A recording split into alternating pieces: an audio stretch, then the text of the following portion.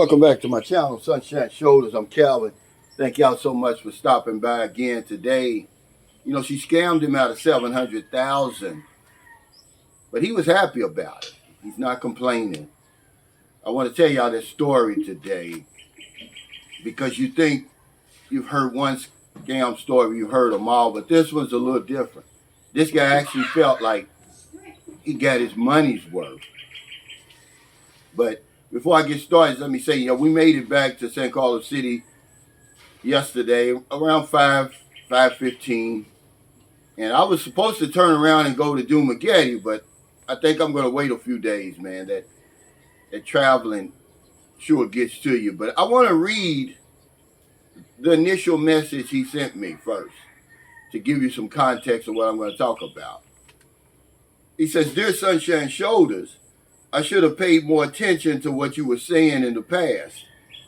About a week ago, you did a video about the freak off, and man, it hit home with me."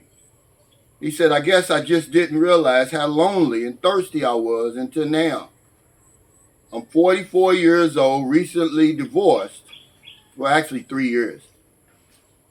And I met a nice young lady my age online. They age differently there, man. Honestly, the freak off got me as soon as I landed. I had no idea it would be that intense. I'm 700,000 pesos deep in this thing, and it's crazy because the addiction is hard to shake off. Even as I write this, I'm not sure if it's really over yet. Every time I think I'm done, I get pulled back in. But maybe the juice is worth the squeeze. Your insights really opened my eyes to a world I hadn't even considered. There's something undeniably magical about that place. I appreciate what you do. Tell them I said to please listen." And then he went on to tell me his story and what happened to him. He had been divorced for 3 years, and he was basically single. He wasn't even dating. He was concentrating on his career. He's a healthcare executive over in America. And one day his friend told me, he said, "Hey man, why don't you try the Philippines?" He said he got online, he met a few women, and, kind of blew him away because they would call and check on him to see if he had eaten, and, basically the script, guys. And to be honest with you, he came over here one time, he didn't even fool with a woman. He just came over here and had fun, he said, just to check out the place, and he went back home. See, he did something that 99% of us could never do.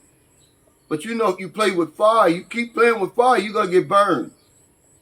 So he gets back online, and he meets a 43-year-old woman. And she invites him back to the Philippines. He comes back. He gets off the plane. It's like, man, she looks 30. He said, and the freak off started. They went right to the hotel. She did everything and more. She caught him up from that 3 years that he had been divorced. This is his words. He said, completely. He was amazed. He was sprung, really. He was whipped, guys. Because this is what they'll do. They'll pussy whip you. And that's exactly what they did. So he was basically a zombie. And, she just took his kindness for weakness. Pretty soon, the requests start coming. An emergency this, emergency that, medicine, a child in the hospital. Somebody's always in the hospital. It's always something. And he said, you know what? So far, I'm out of 700,000. And she wants more. He said he sat down, and did like an intervention. He thought everything was going to be okay. It kept coming. But he said, Calvin, I'm not going to lie to you. He said, that woman made me feel alive again in a way I never felt in my whole life. This guy, the divorce basically devastated him. And it's the first time I've ever, communicated with somebody who didn't mind getting scammed and saying, it was worth it. because the money he makes, he said, I could easily recoup that money. It's no big deal. He said, but Cal, to be honest, I think that the woman, it was a scam from the beginning. And guys, a lot of time it is. They know us better than we know them. I was talking to John Smulo the other day. Y'all know John Smulo, the American expat. I believe that's his channel. And I was telling him that. I said that's one of the things that Filipinos have over us. We know very little about them, but they know everything about us. They know how lonely we are when we get here. They know how isolated we are, and we haven't had any intimacy, and they know exactly what to do. And so he wrote me. He said, I want you to share my story with your viewers. Maybe it can help somebody. And I said, maybe it can. Maybe we need to keep talking about these stories. If I could just help one person, man, because y'all think I just be on here talking. Guys, we're facing a crisis over here, man. I don't believe in victims because this guy had been following my channel. So he knew what he was walking into. There's no victims over here. Either you're no victim and neither is the woman. But we're under attack, man. We're really being taken advantage of. Okay? And I'm sure there's other stories on that other side where Filipinos are being taken advantage of, but it's not my responsibility to tell that side of the story. Somebody else is going to have to tell you that. But yeah, SD is his name.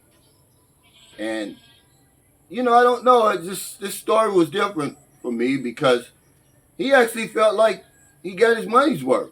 He was only here 2 weeks. It cost him $700,000. And I said, hey, man, did you dump her? He said, no, we're still in contact with each other. We're not in a relationship, but we're friends. But the part that hit me was, he said, she made me feel alive again. Is it that bad over there? To the point where we're the walking dead?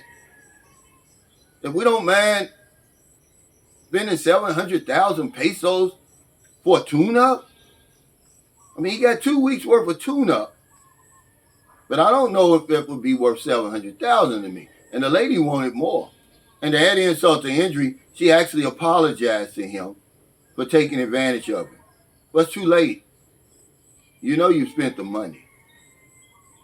Again, I say get yourself together over there first before you come over here because, guys, you're walking into a hornet's nest. These women are ready. They're willing and they're able when you get here. You just have no clue. We're naive. You get off that plane from that long flight, your thinking is not straight. You got hot pants syndrome. And next thing you know, you're out of 700,000 pesos. But I like his attitude. He's not sweating it. He's really trying to help somebody. He said, please tell them to listen. You're not going to listen. Just like he didn't listen. So thank y'all so much for stopping by. I really appreciate it. I'm going to tell these stories until there's no more stories to tell. Until we stop this foolishness. I'm not responsible for anybody's emergencies over here. I'm not responsible for anybody's father or mother in the hospital. As cold as that sounds, especially a woman I've only been with for 2 weeks. And you got to understand, guys, those were all lies. I'm sorry, those were all lies. Because if she's 43, more than likely, her parents are senior citizens. And they get free health care over here.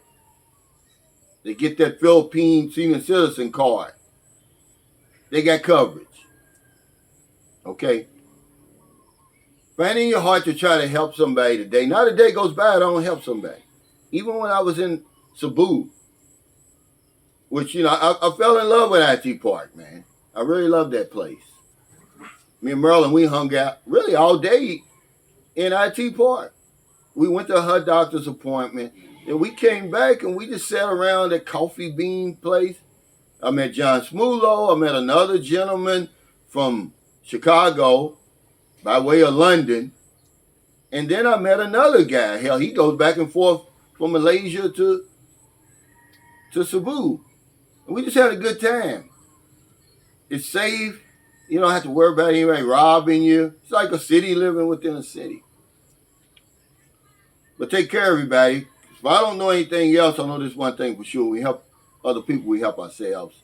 Take care, stay safe, stay out of trouble. I'll see you next time. Don't do anything stupid.